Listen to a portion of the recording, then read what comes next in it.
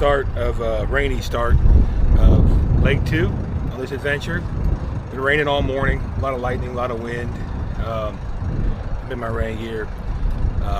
Water tanks are full. I'm getting ready to untie from the dock. New alternators put on, engines running, oil's been checked, we're ready to rock and roll. Now, when I came down this river 2 days ago, it was going a half a knot that way.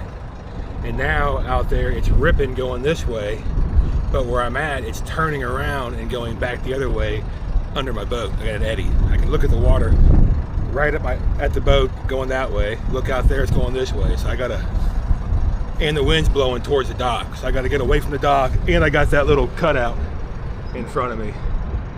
But yeah, you can see it kind of boiling there. I don't know if you can tell which way it's moving out there.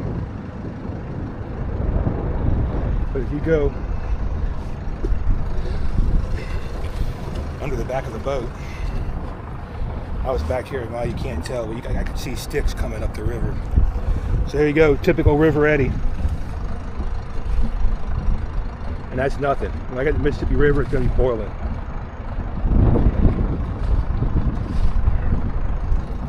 All right, let's get it. You know, it's just a law of physics. Even in the river, I'm motoring directly into the wind, and it's really windy, and the current as well. It doesn't matter if you're in the lake, it doesn't matter if you're in a sailboat, it doesn't matter where you have to go. You can be in a river that turns and winds and twists and turns. You're always going to be going into the wind and against the current all the time. I think it's even written in the Bible like that somewhere, you know. If thou shalt be in sailboat, thou shalt always go against the wind and current. I don't know. But, all right, I'm back. I'm in the first lock of the trip. I just got locked in. I'm not going to mess with the wall on this lock just because there's so much wind. I'm going to try and maintain position right here in the middle of the lock. Gates are closed. Officially getting locked down. Lock number one of probably, I don't know, I said 120 to 200 plus. We'll see, but I'm not going to count.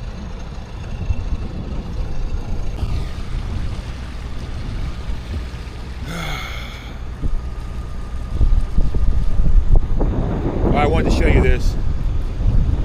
There's about 10 of these back there. I didn't get them on film. This is a suspended overhead pipeline. Like a suspension bridge. I can't see what I'm looking at in the camera. But the white pipe is being suspended by a cable. Goes across the river. There's about 10 of these back there. They were a lot lower than that, than this one here. They got down to like 33 foot of vertical clearance. But that's what that is. Instead of putting the pipeline under the water, we just suspend it by a cable. I guess she's driving by herself. Nah, she's driving by herself. I didn't want to film the guy right in front of him. Excuse me. A lot of homeless activity out here. A lot of camps on the riverbank. There's a guy back there underneath that bridge. No, you can't see him now. He's got a little campfire. Looks like he's got 3 fish on the campfire. He's got a little tent set up. Looks like he's been living there for a while. Got all kinds of stuff underneath that bridge. Some young guy. Friendly though. He's just sitting there on, I think he was on his cell phone. You gotta have your cell phone if you don't have a house. You gotta, you know, I don't know. But anyway, he waves.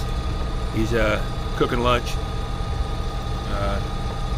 Waterfront property, I guess. Living it. Well, I'm trying to get situated here.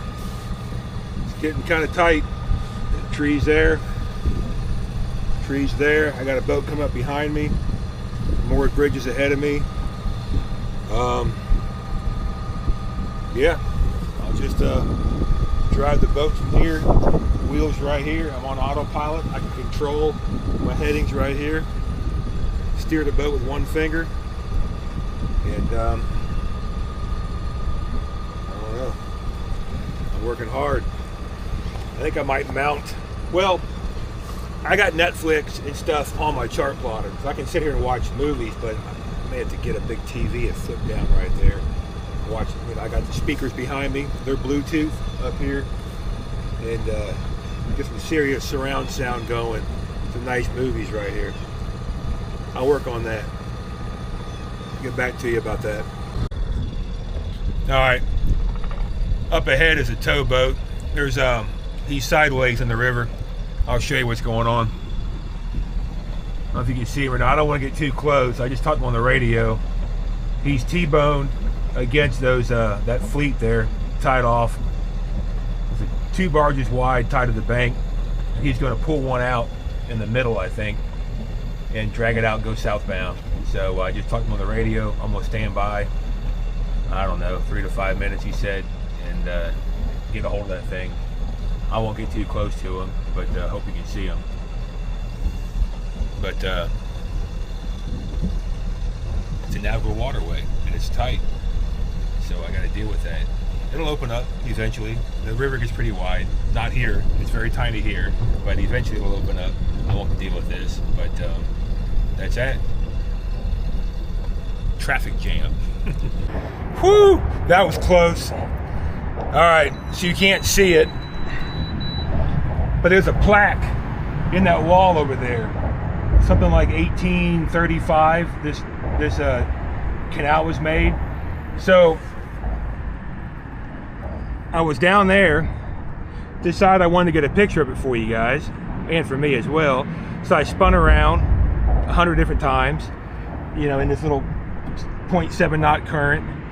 Got back here, took a picture, spun around again. Right in the middle of the channel, I lost my shifting cable. I have no more shifting cable. It popped off somewhere. So luckily, I drifted back over here. I dropped anchor real fast, and now I got to take the boat apart. I'm gonna run a stern anchor to keep me straight, and because I got barge traffic everywhere, and try and get this shifting cable hooked back up again.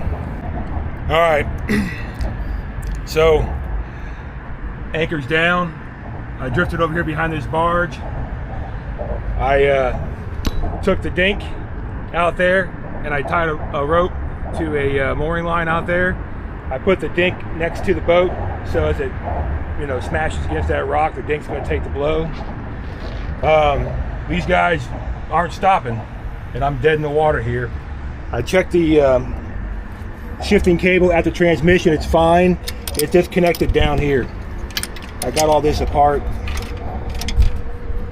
Hopefully I don't drop any pins taking it apart, but I got to get this rod out. I'll get back to you.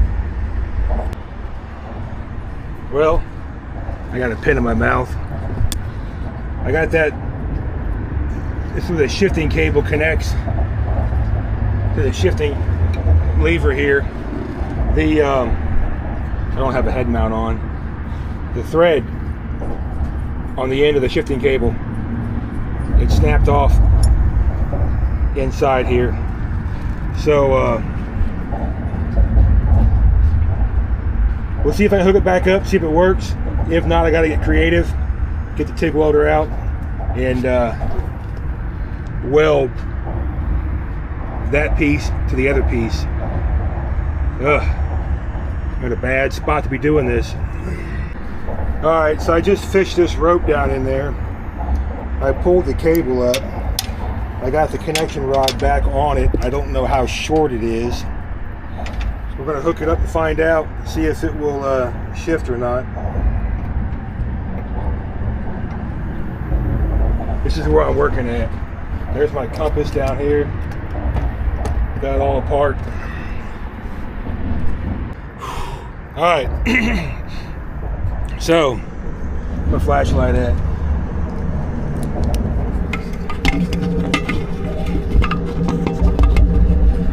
It works. Forward, neutral, reverse.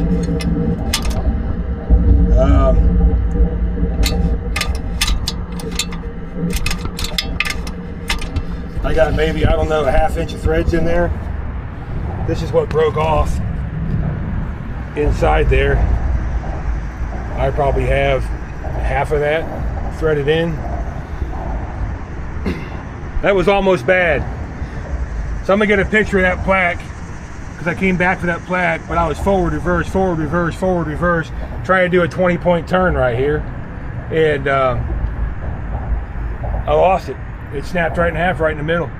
I thought that was it. I was gonna be stuck right there in the middle, but I had just enough wind and current. And I waited and waited and waited and waited, so I drifted over here, dropped the anchor real fast, and then threw the dink in the water. No engine. Threw the dink in the water, and I rode down there, and there's some mooring line down there, all that rope on the bank tied to a timber head. I put a clove hitch on that, pulled it tight, just as the barge was coming by. I didn't want his prop to either suck me into his boat or his barge, or blow me to that wall. So I put the dinghy over there for a bumper. But note to self, it works. But I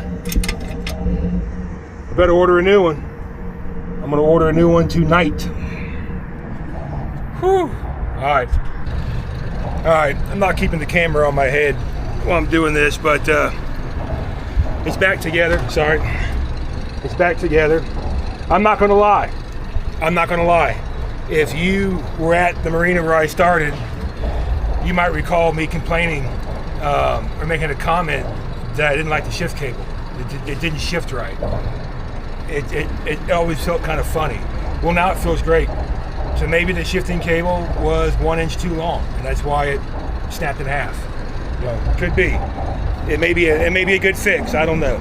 But now, I'm right here on this wall. I got some bumpers out, dinghies put back away.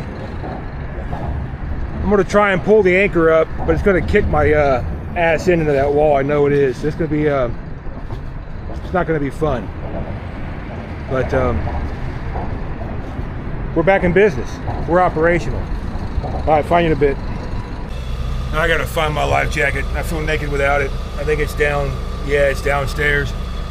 I was laying down on the floor trying to get my hands around the other side of the transmission to check the linkage there. All right, that could have been bad. See, look here, real fast. That's called a rake in. That's a rake.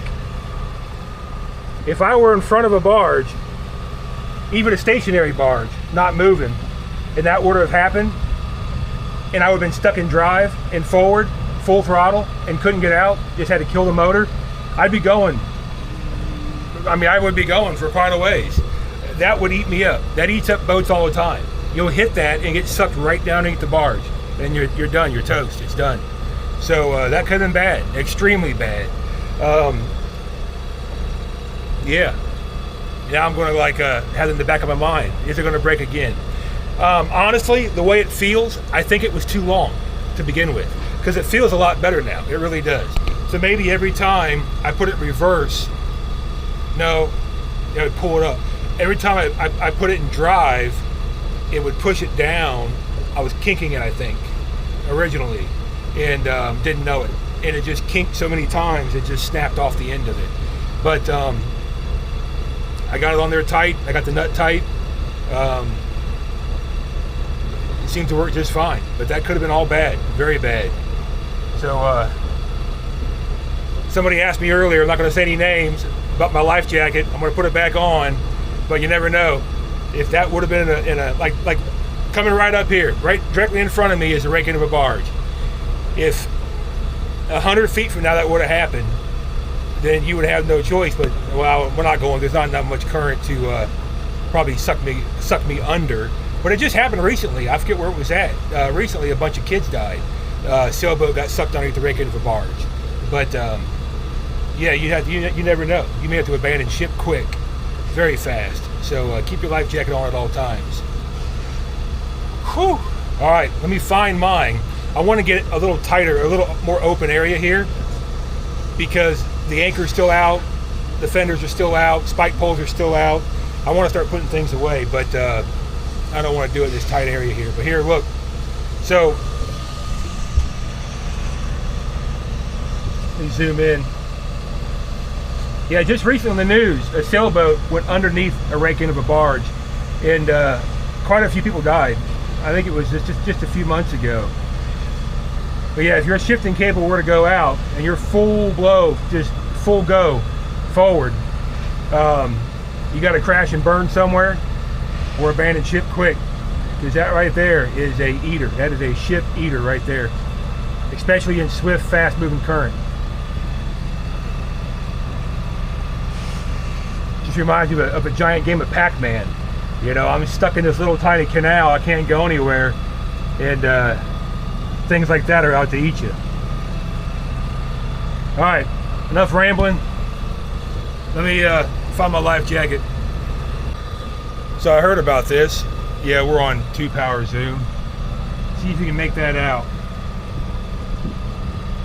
I heard if it's really active, there's a bunch of eagles up here eating the fish that are stunned floating on the surface. So if you can't see that, that says warning, submerged electric fish barriers 3,000 feet ahead. High risk of electric shock. No swimming, diving, fishing, or mooring. Alright, so no swimming. Got it. That's it right there. I'll turn the camera back on when we get to that giant arch. That's it. So we're going to be going right through an electric fence. Stay tuned.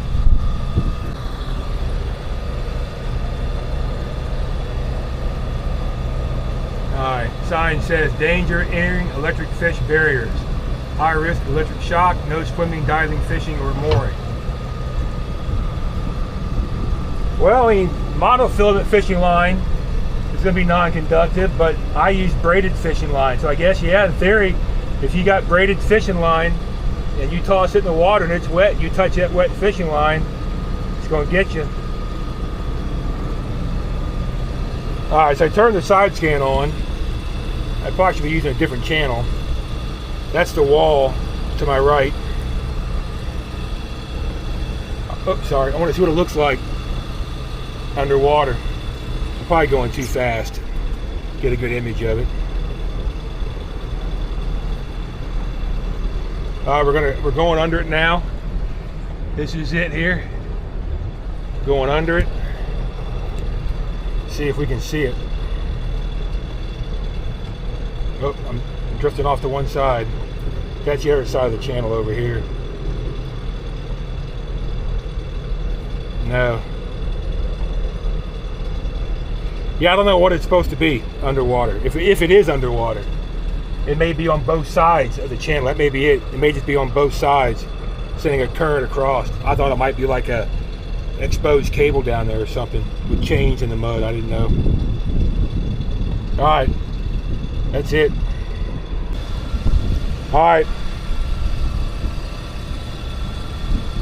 Look. I don't think that was the fence.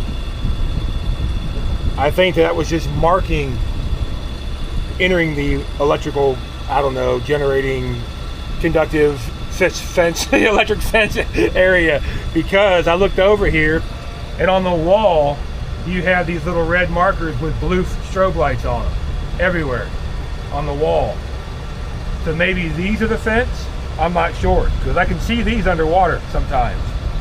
Maybe that, I don't know what that arch was. I thought the arch was the fence. Maybe the arch is marking you're entering an area that has a fence for the next, couple hundred yards or something. But yeah, you got these little things here. A whole bunch of these.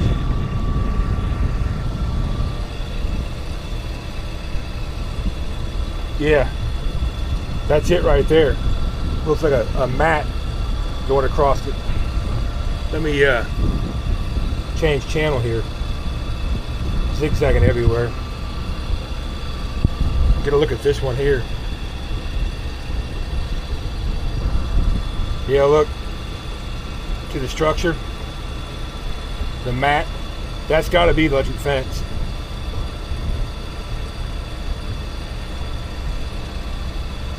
Should be approaching another one. Something. Yeah. It's half in the mud. That's what that is, I think. Maybe the arch marks. Hey, guess what? There it is, right there. You just passed that red marker. That would make sense. you got like large chain link type fence material going across the bottom of the river. I'm going to look this up to see what those are. But they go from one side of the river to the other. Not at that big white arch. I'm downriver from the arch.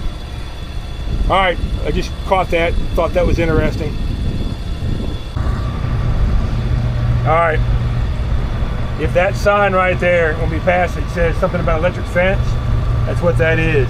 That entire, you can see the arch way back there. That means that, yep, that's what it is. It's not right at the arch, it's that entire stretch. So that entire 1 mile stretch is all different electric fences, all spaced out, going across the river. Well, they're not messing around. Those poor fish, they're getting a bad rap. Okay, this lock is going to drop 38 feet. It's going to take a while. Let me zoom out. All right, this is a ballard. It floats up and down. That's the float back there. I tie a line to it and it moves up and down with me, or with the water level. It takes me with it. I got my little trusty 2x4s on the side. I guess they're working, I don't know. Changes tonight. The engine is going to go on the dinghy permanently.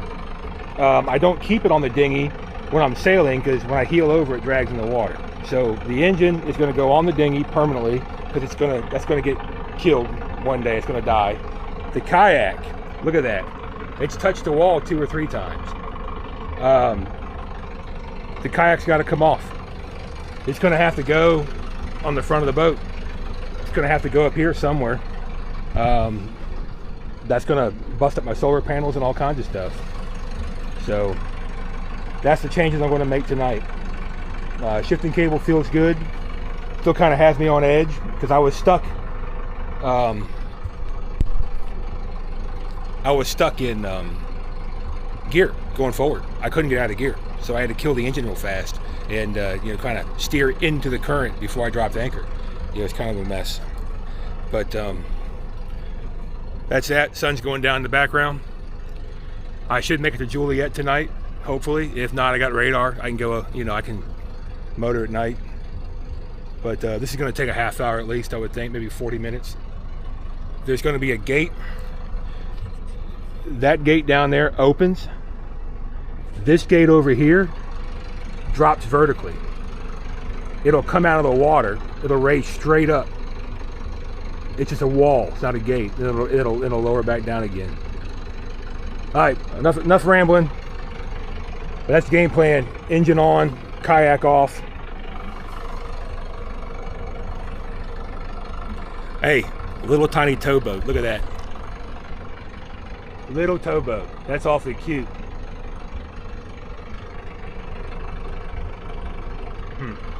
All right, see you, bye.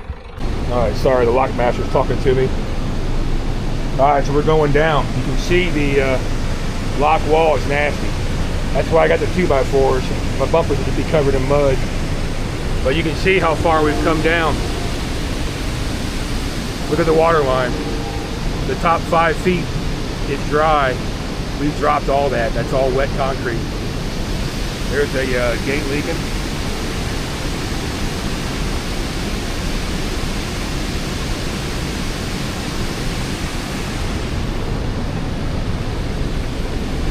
Untie here in a minute when that gate opens up. He said Juliet's about 3 miles away. I had this. I don't know if you saw this or not. It's a better example of how far we've come down. Started up there, that dry concrete.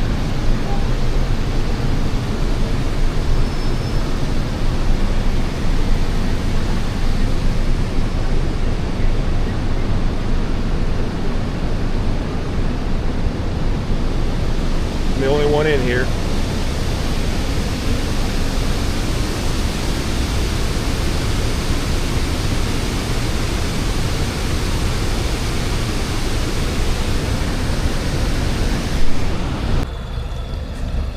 All right, is it foggy? I don't know. All right, I'm in Joliet. See if my tape measure works. It's a bridge. See how accurate my tape measure is. I think the last bridge is a lot tighter than this one.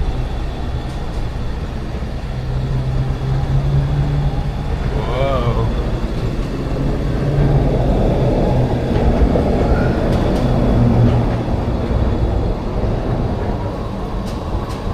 Alright, here's the Harbor Freight tape measure. Wanted to see how accurate it was.